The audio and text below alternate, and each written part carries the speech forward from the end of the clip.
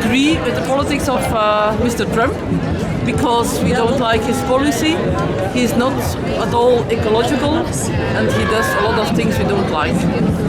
He brings back old times again and we want to move on to a better world and he brings us to a bad world. On va manifester contre la venue de Trump ici en Belgique dans le cadre de l'OTAN, donc une augmentation des dépenses militaires au sein de l'OTAN. On est venu pour manifester contre la venue de Trump et voilà, montrer qu'on n'est pas d'accord avec les décisions qui se prennent aux États-Unis et au niveau de l'OTAN. My name is Natani Nesmeans. I'm Oglala Lakota Umaha Dene. That's 3 different nations located in the what is now the occupied state of the United States. Today we're here a part of a European divestment campaign tour put together by various groups in Europe, various organizations. We're meeting. Yesterday we met with shareholders in Paris of several banks that are funded, European banks that are funding and investing American pipelines that are causing destruction to our ecosystem, American pipelines that are continuing the genocide of indigenous people, American pipelines and Canadian pipelines that are a part of the destruction of Mother Earth, the environmental genocide that's happening. Our waterways are being poisoned. Cancer is at an alarming rate in indigenous communities. Missing murdered indigenous women is a direct result of oil camps, man camps that happened during the construction of pipelines. So we're here to tell these European banks that they are helping fund that fucking genocide. You know? And like, why do you have your hands over there? Why do you have your hands there? To divest their money. And we're also telling Europeans to divest their money from those banks and let them know, shame them about what they're doing because it's not right.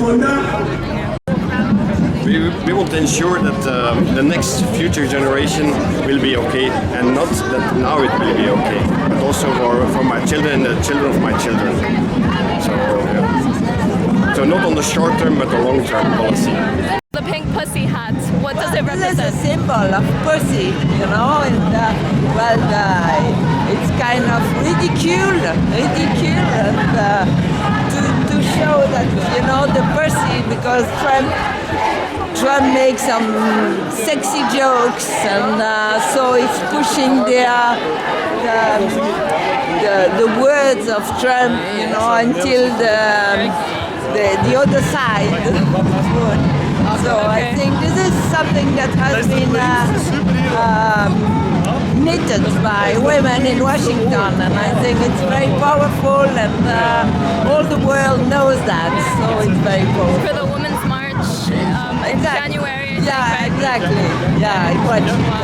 Okay. So that's very pictorially, you know, it's uniting women of all colors and race and age by having something like a symbol of their femininity, but, you know, showing that women are not only pussy, even if they have a pussy. I made this pussy hat with some of my friends, women, and we want to protest against Trump and his sexist racism. I think Trump is not good for women. He looks at them as sexual objects and not as real persons. And women's rights are human rights. So we will protest today for his coming to the EU, to the NATO, and making deals about weapons, and we don't want it. Okay, that's the way we will show we do not agree with Trump and American politics. ILPS is the International League of People's Struggle. It's a global alliance of mass organizations and people's movements that are all united against imperialism. and oppression and the repression of people. Nous sommes le Front Populaire de Turquie, une organisation socialiste de Turquie. Et donc notre pays fait partie de l'OTAN, donc notre président Erdogan est aussi ici. C'est aussi pour marquer notre rejet de Erdogan, mais aussi nous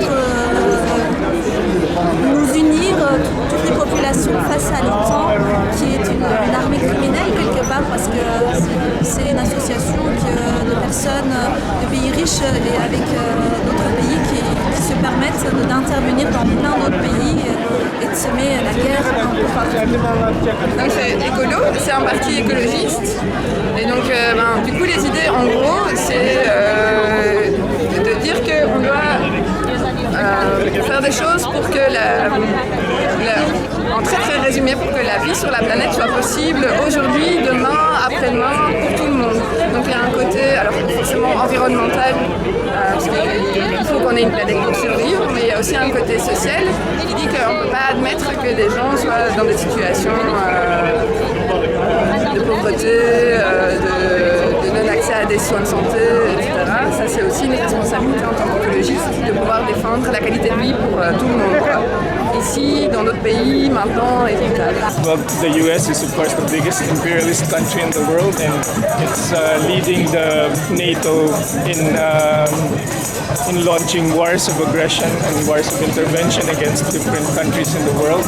And for example, here closer to home, it's causing physical and social destruction to the countries in the Middle East, in North Africa. Well, first of all, Trump is the president of the United States of America. He approved the Dakota Access Pipeline back in January. He approved the construction of it to continue after the Army Corps of Engineers and President Obama had put a halt to the construction pending an environmental impact statement. Once Trump was in office, he totally disregarded environmental impact statement and went ahead with the construction, furthering the violence, the police militarized violence that we face out there in the camps, and also putting 18 million people at risk of contaminated raw water. Well, the Missouri River is the second largest waterway in the United States of America, and it's my people depend on it. The Oglala, Pine Ridge Reservation, South Dakota, they depend on the Missouri River for the water. So it's all wrong, man.